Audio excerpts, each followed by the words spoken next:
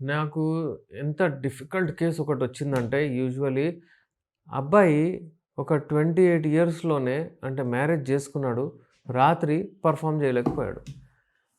ఇగ దాని తర్వాత ఏమైందంటే అమ్మాయి చాలా సీరియస్ అయింది. "అసలు నీకెందుకు ఇది అవ్వట్లేదు? నీకెందుకు ఈ ప్రాబ్లము? అంటే నేను చెప్పేస్తాను బయటికి పోయి" అని అలా గొడవ చేసింది. అయితే ఆ అబ్బాయి మన వీడియోస్ చూసి ఎవరో సజెస్ట్ చేశారు వాళ్ళకు. అయితే ఇమ్మీడియేట్ నా దగ్గరొచ్చిండు. "సార్ నేను ఏదో కాలు పట్టుకొని ఆమెతోని రిక్వెస్ట్ చేసుకొని నేనొచ్చాను సార్. ఏందంటే ఈ ఒక్కరోజు వదిలేయండి నేను ట్రీట్మెంట్ చేయించుకుంటానని." "సార్ నాకు అసలు నేను అస్సలు చేయలేకపోయాను సార్" అన్నాడు. అయితే నేనడిగాను, "నీకు ఇంతకుముందు ఏదైనా ప్రాబ్లమ్ ఉండేనా? ఏదైనా ఉంటే" అంటే నార్మల్ ఏం చెప్పాడంటే, "నాకు హస్తప్రయోగం అలవాటు ఉండే. ఇగ అది ఎవరైనా చేసుకుంటారు నార్మల్ ఓకే."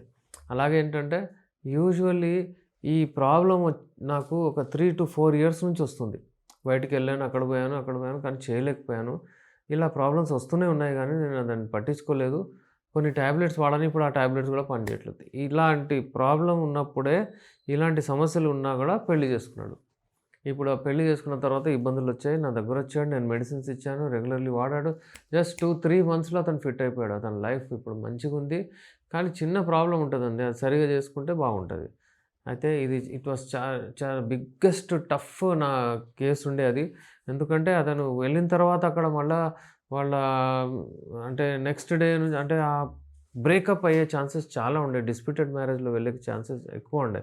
అయితే ఆ లైఫ్‌ని నేను అంటే మంచిగా చేశానన్నట్టు నాకు ఫీల్ అవుతది. అందుకే it was my most difficult case. Hello! చెప్పండి సార్. నేను డాక్టర్ ఎస్ఏ రెహమాన్. మీ ఏజ్ 55 ఇయర్స్. అవును సార్. ఆ! నమస్తే సార్. పల్నాడు నుంచి. బాగున్నారా సార్? బాగున్నా సార్. బాగున్నా సార్. ఓకే.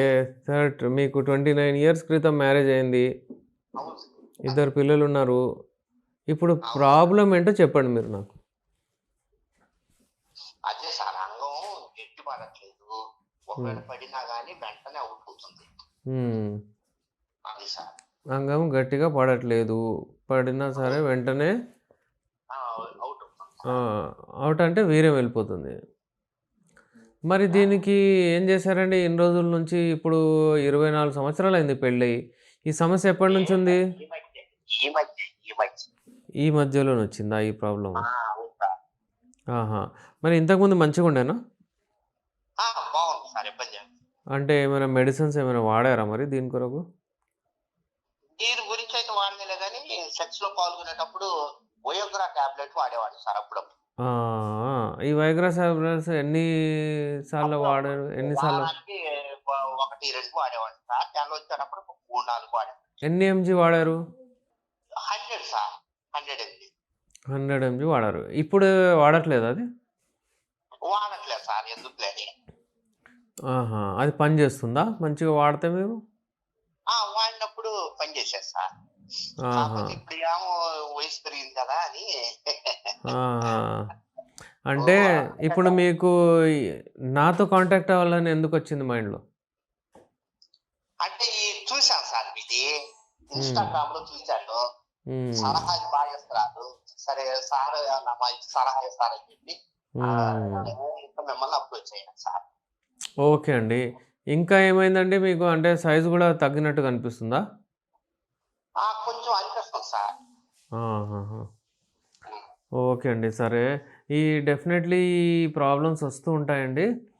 దీని హ్మ్. కొరకు నేను మెడిసిన్స్ ఇస్తాను. మీరు పొద్దున పూట కొంచెం వాకింగ్ జేయండి. షుగర్ ఉందా మీకు? లేదు సార్. ఓన్లీ హుహు. బీపీ ఒక్కటుంది. బీపీ ఒకటుంది.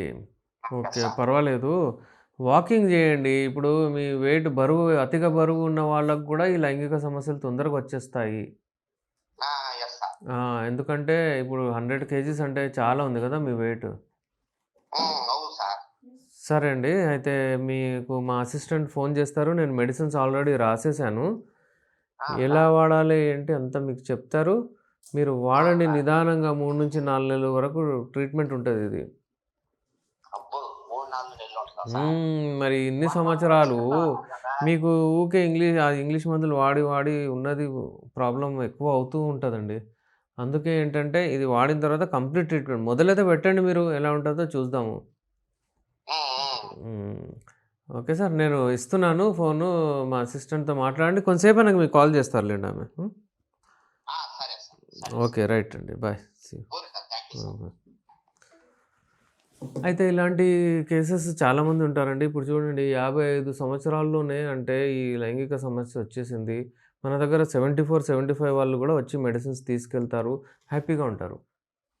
ఈ మధ్య కాలంలో నేనేం చూస్తున్నానంటే 35 అవ్వగానే ప్రాబ్లమ్స్ వచ్చేస్తున్నాయి. ఎందుకంటే ఇన్యాక్టివిటీ వలన, ఒకటే దగ్గర కూర్చోవడం వలన, ఈ ఈ టైమింగ్, ఇంకేమంటే గట్టితనము, ఇంకేదంటే అలాగే హార్మోనల్ ఇంబాలెన్స్ వలన వాళ్ళకు లైంగిక శక్తి అంటే అంగం గట్టిగా పడకపోవడం, ఇవన్నీ చాలా ప్రాబ్లమ్స్ వస్తున్నాయి. సో వ్యూవర్స్, ఎవరికైనా ఇలాంటి ప్రాబ్లమ్స్ ఉంటే అదుంటే మాతో కాంటాక్ట్ అవ్వచ్చు. స్క్రీన్ పైన మా నంబర్ ఉంది.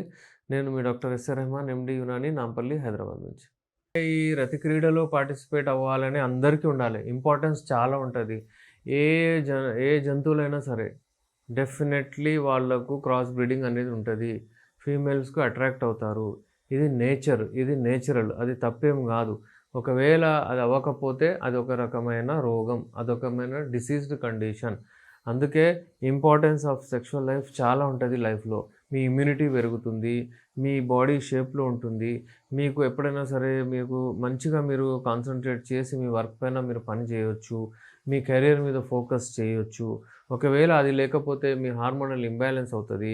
మీకు థైరాయిడ్, ఒబేసిటీ, ఇవన్నీ ఫ్యాట్ ఎక్కువయ్యడం బాడీలో, ఇవన్నీ ప్రాబ్లమ్స్ రావచ్చు. సో వ్యూవర్స్, ఎప్పుడైనా సరే ఈ ఇంపార్టెన్స్ ఆఫ్ సెక్షువల్ లైఫ్ మీ లైఫ్‌లో ఉంటుంది. ఆ ఇంపార్టెన్స్‌ని మీరు గుర్తు చేయండి. అంటే మీరు దాన్ని మరవకూడదు. ఎప్పుడైనా సరే ఇంపార్టెన్స్ ఉండాలి. ఒకవేళ మీకు అక్కడ అట్రాక్ట్ అవ్వట్లేదు, మీ మైండ్ అట్లా పోవట్లేదు అంటే మీకు ప్రాబ్లమ్ ఉన్నట్టే. మీరు డెఫినెట్లీ సంప్రదించొచ్చు ఏ డాక్టర్‌కైనా. ఎప్పుడైనా సరే అట్రాక్ట్ అవ్వాలి మీకు. ఆ కోరికలు రావాలి మీకు. ఒకవేళ కోరికలు తగ్గితే మీకు ప్రాబ్లమ్ ఉన్నట్టే.